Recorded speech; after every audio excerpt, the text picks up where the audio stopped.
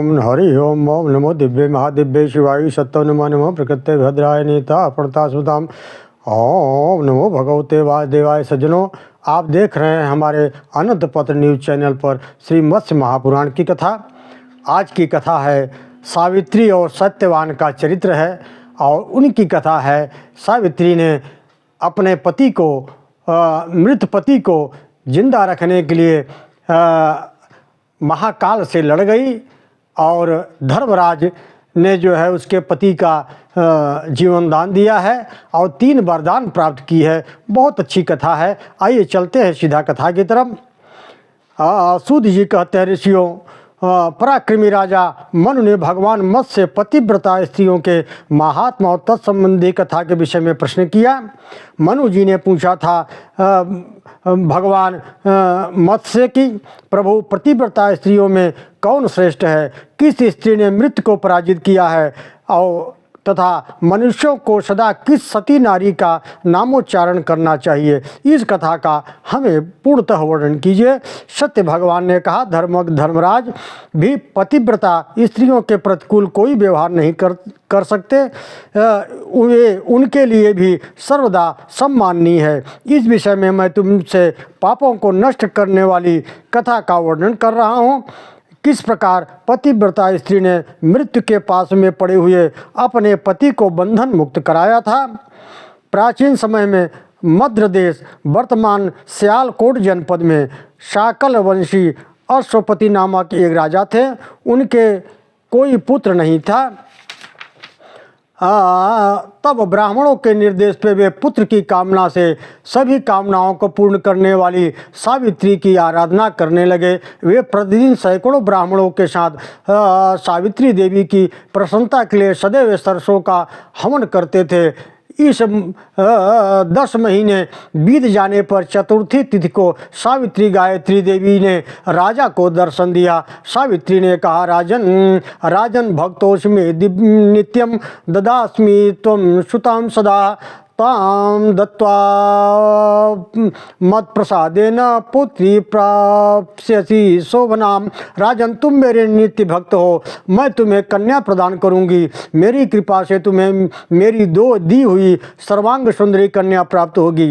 राजन, चरणों में पड़े हुए राजा ने इतना कहकर वह देवी आकाश में बिजली के भांति अदृश्य हो गई। नरेश, उस राजा की मालती नाम की पतिव्रता पत्नी थी। समय आने पर उसने सावित्री के समान रूप वाली एक कन्या को जन्म दिया। तब राजा ने ब्राह्मण से कहा, तब के द्वारा आह्वान किए जाने पर सावित्री ने इसे मुझे दिया है तथा यह सावित्री के समान रूप वाली है, अतः इसका नाम सावित्री होगा। नृपश्रेष्ठ, तब उन ब्राह्मणों ने उन कन्या का सावित्री नाम रख दिया। समय अनुसार सावित्री युवती हुई, तब पिता ने उसका सत्यवान के लिए वाग्दान कर दिया। इसी बीच नारद ने उस उद्दीप्त तेजस्वी राजा से कहा कि उस राजकुमारी की आयु 1 ही वर्ष में समाप्त हो जाएगी। नारद की वाणी सुनकर के यद्यप राजा के मन में चिंता तो हुई, पर यह विचार करके कि कन्यादान 1 ही बार किया जाता है, उन्होंने अपनी कन्या सावित्री को दुमतसेन के सुंदर पुत्र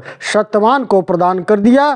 सावित्री भी पति को पाकर अपने भवन में नारद की अशुभ वाणी सुनकर दुखित मन से काल व्यतीत करने लगी।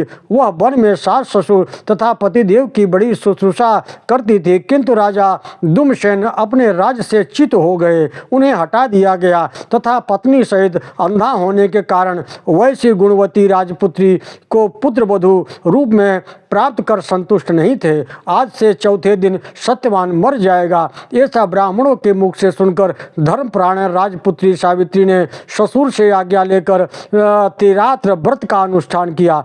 3 दिन 3 रात का अनुष्ठान किया। चौथा दिन आने पर जब सत्यवान ने लकड़ी, पुष्प एवं फल की टोह में जंगल की ओर प्रस्थान किया, तब याचना भंग से डरती हुई सावित्री भी सास ससुर को आज्ञा लेकर दुखित मन से पति के साथ उस भयंकर जंगल में गई। नारद का वचन ध्यान कर चित्त में अतिशय कष्ट रहने पर भी उसने अपने इस महान भय को व्यक्त नहीं किया, किंतु मन बहलाव के लिए वन में छोटे बड़े वृक्षों के बारे में पति से झूठ मूठ पूछताछ करती रही। सूरवीर सत्यवान भयंकर वन में विशाल वृक्षों, पक्षियों एवं पशुओं के दल को दिखला दिखला कर थकी हुई कमल के समान विशाल नेत्र वाली राजकुमारी सावित्री को आश्वासन देता रहा। सज्जनों, सत्यवान उवाच वनेस्मि शाललास्वादलाकीर्णे सहकारं मनोहरं नेत्रगान सुखं पश्य वसन्तेरतिवर्धनं वनेस्प्य शोकं दिष्टेनं राघवन्तं सुपुष्पितां वसन्तो हसति वायं माममेवात लोचने दक्षिणे दक्षिणे नीता पश्य रम्या वनस्थलीं पुष्पितो किंशुकैर्युक्ता ज्वालिनाथ समप्रभ सुगंधि कुसुमामोदो वनराजा विनिर्गतः करोति वायुर्दार्दिक्षण मालव्य क्लशमानसम। सत्यवान ने कहा, विशाल नेत्र वाली सावित्री हरी भरी घास से भरे हुए इस वन वनस्पति में रथ की वृद्धि करने वाले, नासिका को सुख प्रदान करने वाले इस मनोहर आम के वृक्ष को देखो। फूलों से लदे हुए अशोक वृक्ष को भी देखकर ऐसा प्रतीत होता है मानो वह बसंत मेरा ही परिहास कर रहा है। दाहिनी ओर दक्षिण दिशा में जलते हुए कांति वाले फूलों से लदे हुए किशुक वृक्ष को युक्त रमणीय वनस्थली को देखो। सुगंधित पुष्पों की सुगंध युक्त से युक्त वन पंक्तियों को निकली हुई वायु हम लोगों की थकावट को नाश कर रही है। उधर पश्चिम में फूले हुए कनेर के पुष्पों से स्वर्णिम शोभा वाली वन की शोभावान हो रही है। सुंदरी तिनिस के लता समूह ने वनस्थली का मार्ग अवरुद्ध कर रखा है। पुष्प के समूहों से विभूषित हुई वह पृथ्वी कितनी मनोहर लग रही है। मधु उत्पन्न हुए भ्रमर समूहों के गुंजार के ब्याज से मालूम पड़ता है कि कामदेव हम जैसे पथिकों को मारने के लिए धनुष की प्रत्यंचा खींच रहा है। कामी मधुकर वन में गुनगुनाता हुआ प्रत्येक पुष्प पर पुष्पों की धूल से धूसरित अप्रतिम का अनुसरण करता हुआ उड़ रहा है। विशाल नेत्र चटक गौरैया अपनी प्रिया की गोद में स्थित बारंबार रमण करता हुआ कामी जनों को उत्कंठित कर रहा है। अपनी प्रिया के साथ वृक्ष की डाली पर बैठा हुआ यह सुख पंजे की शाखा को खींचता हुआ उसे फलयुक्त सा कर रहा है। ये खरगोश दंपत पीड़ित होकर अपने पैरों को शरीर में छिपा कर सो रहे हैं। ये कानों द्वारा ही जाने जा सकते हैं। सुंदरी, अपने प्रिया के सहित इस मृग को देखो जो कौतूहलवश मुझे मनोहर कटाक्षों से देख रहा है। देखो, वह मृगी स्नेह युक्त होकर अपने सींगों के अग्रभाग से प्रियतम को ढकेलती हुई पिछले पैर से मुख को खुजला रही है।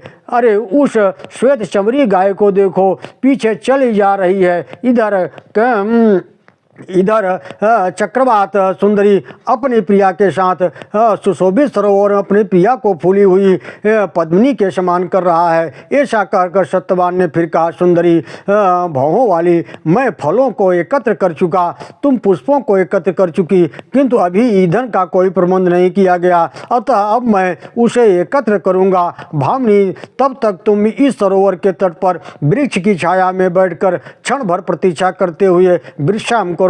सावित्री बोली। सावित्री वाच एमेतत् करिष्यामि मम दृष्टि पथस्तथा दूरम कांतम न कर्तव्यम विमेह गहने वने। मत्स्य वाच ततः स काष्ठानि चक्रान् तस्मिन् वने सदा राजसुता समक्षम तस्याः दूरे सरसत्यदानि मेने च सा तम मृतमेव राजन। मत्स्य रावित्री बोली, कांत, आप जैसा कहेंगे मैं वैसा ही करूँगा, परंतु आप मेरे नेत्रों के समान से दूर न हो जाएं, क्योंकि मैं इस घने वन में डर रही हूँ। मत्स्य भगवान ने कहा, राजन, सावित्री के ऐसा कहने पर भी सत्यवान उस वन में राजपुत्री के सम्मुखी उस सरोवर से थोड़ी ही दूर काष्ठ एकत्र करने लगे, परंतु राजपुत्री उतनी दूर जाने पर भी उसे मरा हुआ सा मानने लगी।